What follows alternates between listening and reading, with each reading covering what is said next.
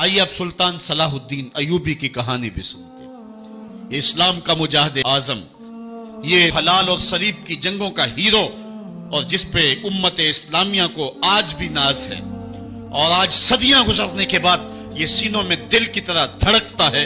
سلطان ایوبی کا نام آج بھی دلوں پہ نقش ہے، اور اس کا نام سن کے مردہ جانوں کے اندر بھی زندگی کی حرارت پیدا ہو جاتی ہے۔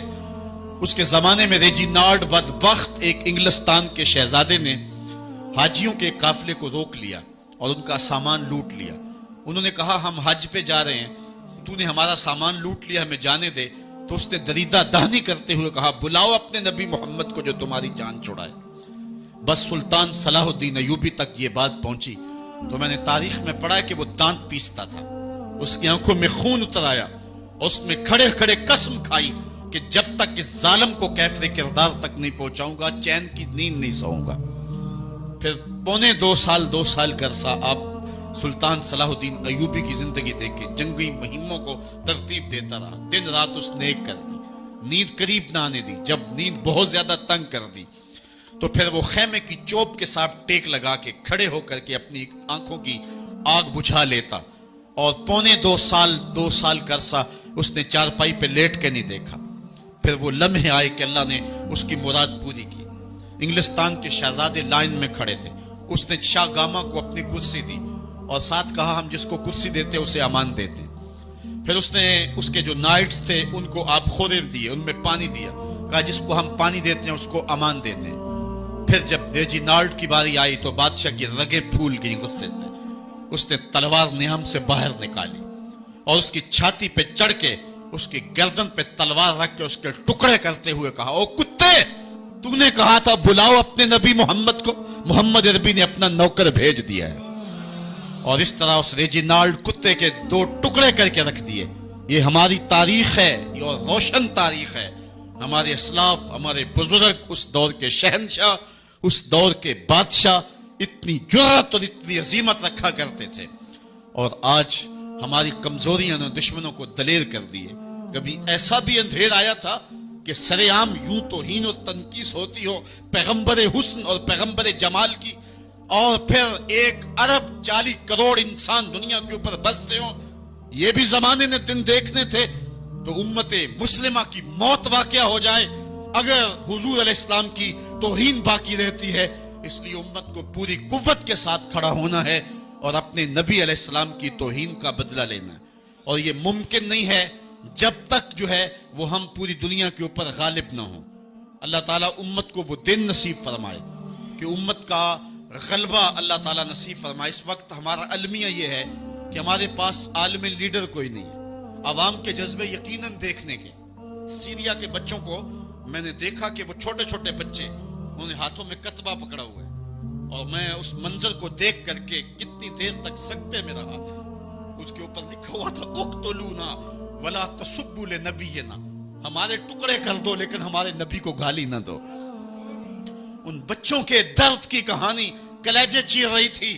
یہ محبتوں کا عالم، وہ اقبال نے کہا تھا چمن میں رخت گل شبنم سے تر ہے، چمن میں رخت گل شبنم سے تر ہے، سمن ہے سبزہ ہے باد سحر ہے، مگر ہنگامہ ہو سکتا نہیں گرم، یہاں کا لالا بے سوزے جگر ہے۔ اس وقت امت بے امام ہے، امت کے پاس جو ہے وہ کوئی ایسا شخص نہیں ہے جو امت کی رہنمائی کرے۔ ملک بھی خالی ہیں اور عالمی لیول پہ بھی ہم کسی امام سے محروم ہیں۔ اللہ نے وہ دن نصیب کرنے ہیں، ہم صفے سیدھی کریں، بس ہمارا کام اتنا ہے۔ صفے سیدھی کریں گے تو امام بھی اللہ بھیج ہی دے گا، اور وہ وقت آئے گا کہ اس کے جھنڈے نیچے ہم کھڑے ہوں گے۔ اور ہم نے تاریخ میں پڑھا ہے، کتب صحاح میں موجود ہے، بخاری اور باقی کتابیں اٹھائیں، ہمیں اس وقت کی بشارت دی گئی ہے کہ جب اساکر اسلام ترتیب پائیں گے اور پھر امام بھی آ جائے گا، اور پھر امت مسلمہ وہ بانکپن پائے گی کہ صحیح حدیث میں آتا ہے کہ اگر کوئی یہودی کسی پتھر کے پیچھے یا درخت کے پیچھے چھپ کر کے پناہ مانگنا چاہے گا تو وہ پتھر مسلمانوں مجاہدوں کو بول کر کے کہے گا ادھر آ، یہ ظالم میرے پیچھے چھپا ہوا ہے۔ وہ دن بھی اللہ تعالیٰ نے ہمیں دکھانے ہیں، اور پوری امت کے اوپر جھنڈا جھولے گا تو آمنہ کے لال کا ہی جھولے گا انشاءاللہ۔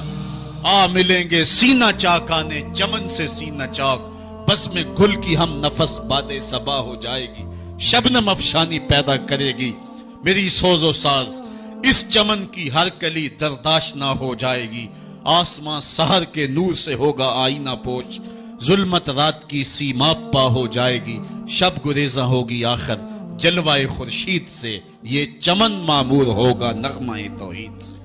وہ وقت انشاءاللہ آنے والا ہے، بس ہمارا کام صفیں سیدھی کرنی ہے اور صفوں کو ترتیب دینا ہے، اپنے جذبوں کو مرنے نہیں دینا ہے، اور یہ جذبے اپنی نسلوں میں بھی منتقل کرنے ہیں، اور اپنی نسلوں کو بٹھا کر کے حضور کی عظمت کی کہانی پڑھا کے جانا ہے۔ میں نے سیریا کے ان بچوں کو دیکھا تو میں اپنے بچوں کو بٹھا لیا، میں نے کہا بیٹے پوری دنیا کے اوپر حضور کی ناموس پہ حملہ ہے، بتاؤ ہم کیا کریں گے؟ تو میرا 5 سال کا بچہ ہے، مجھے حمزہ کہنے لگا کہ ابو یہ جو تلوار آپ نے لٹکا کے رکھی ہے بیٹھک میں، اس کے میں پیچ خود کھول سکتا ہوں اور یہ میرے ہاتھ میں دے، ان ظالموں کو میں کاٹوں گا۔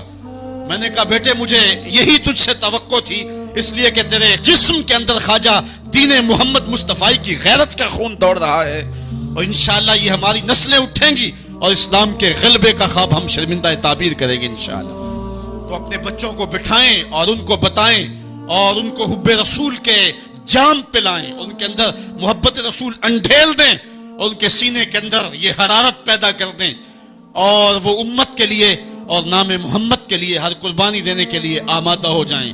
انشاءاللہ وہ وقت دور نہیں ہے جب پوری دنیا کے اوپر اسلام کا جھنڈا جھولتا ہوا نظر آئے گا۔ ہم نے اپنے جذبوں کو ہر صورت بیدار رکھنا ہے، اور اگر انہوں نے توہین کی زبان کھولی ہے تو کروڑوں انسان حضور کی مدح میں زبانیں کھول لیں، صبح و شام وظیفہ درود و سلام کا لبوں پہ جاری کر لیں، اور حضور کے نام کا جھنڈا اٹھائیں۔ یہ گلیوں میں، یہ چوکوں میں، یہ بازاروں میں یہ احتجاج، یہ تو ایک معمولی کیفیت ہے، ہم تو اس سے آگے بھی اگر ہم بے بس ہیں، کر کچھ نہیں سکتے۔ سچی بات ہے، ہمارے اندر جو جذبوں کی کائنات ہے ان کو کچا چبا جائیں کہ جنہوں نے میرے آقا حضور نبی رحمت کی توہین اور تنقیص کی ہے، اس لیے جو ہم سے بن پڑا، جو ہم سے ہو سکا ہم نے وہ ضرور کرنا ہے۔ وہ کیا کہا تھا سودا نے کہ مجنو لیلا سے بازی نہ لے سکا پر سر تو دے سکا، کس منہ سے کرتے ہو دعویٰ عشق سودا، تم سے تو یہ بھی نہ ہو سکا۔ ہم نے دیکھنا ہے کہ ہم کیا کرتے ہیں، اس حوالے سے ہمارے جذبات کیا ہیں۔ مجھے یاد آئی آج ہمارا سارا دن آج ہمارا کی کہانیاں میرے ذہن میں گردش کرتی رہی۔ ہمارا غزوہ احد کی نامور مجاہدہ ہیں کہ جب بھگدڑ مچی اور کچھ تو خون ہونے لگا اور عجیب کیفیت بن گئی، تو اس وقت حضرت ہمارا خاتون ہے تو اس جنگ میں ساتھ آئی تھی، کس کام کے لیے آئی تھی کہ کوئی زخمیوں کی مرہم پٹی کروں گی، لیکن جب دیکھا کہ حضور تنہا ہے اور تیروں کی برسات ہو رہی ہے، ہمارا تلوار لے کے میدان میں آ گئی، اور حضور نبی رحمت نے فرمایا کہ میں جدھر دیکھتا تھا مجھے ہمارا ہی نظر آتی تھی، اگر ادھر سے حملہ ہوتا آگے ہمارا کھڑی ہوتی، اگر ادھر سے حملہ ہوتا تو ہمارا کھڑی ہوتی۔ میں کہتا ہوں ہمارا تیرے نام پہ میری نسلیں قربان، جس نے محمد عربی کی آبرو کا پہرا دیا۔ اللہ اکبر۔